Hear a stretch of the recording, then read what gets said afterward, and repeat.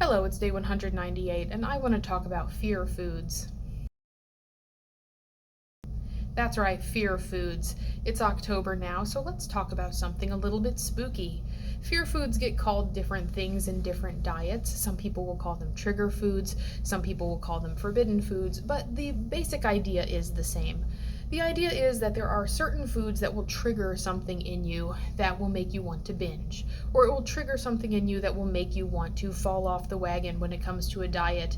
And for a lot of people, like just seeing one of these foods or seeing an advertisement for one of these foods will be enough to send them careening into a uncontrollable eating spiral. And for me, overcoming these fear foods is one of the most important things that intuitive eating has done for me.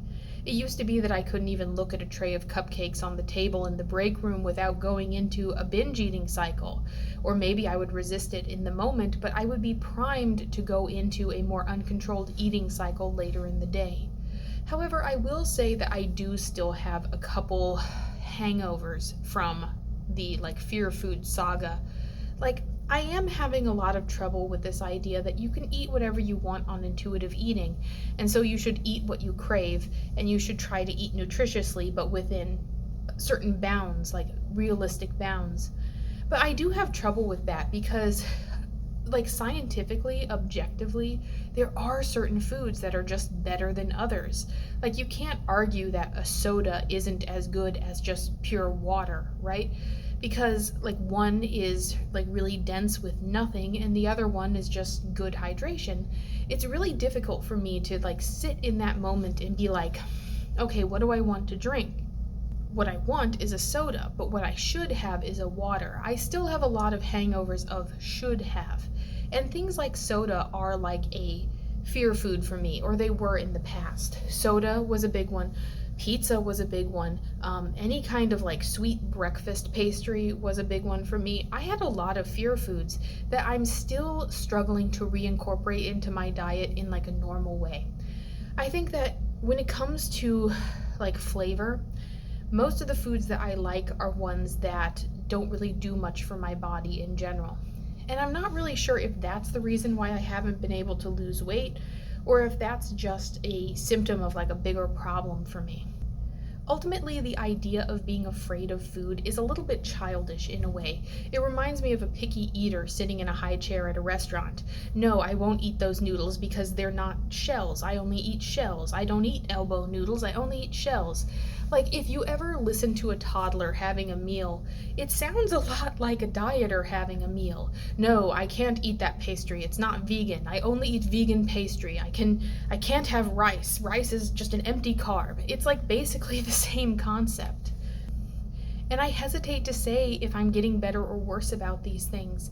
I haven't been counting calories, and while my weight has stabilized somewhat, there are certain factors in my day that I don't think play into my diet in a very healthy way. For example, the candy shelf here at work, just a shelf full of candy, also known as the teacher stash. It's the place where we teachers go for a little pick me up in the day. And in the past, I have really lamented that candy shelf, that I hate it. It's full of fear foods for me, like caramel and chocolate and just all that sort of stuff.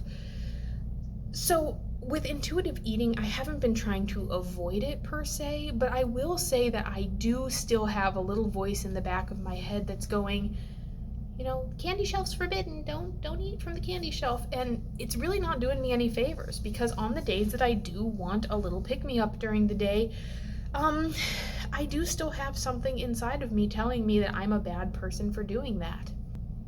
And in my most disordered days of eating, way back in late high school, early college, I used to fear trying new foods because the idea was, what if I loved it? What if I loved it and it just ended up being one of those things that I couldn't stop eating?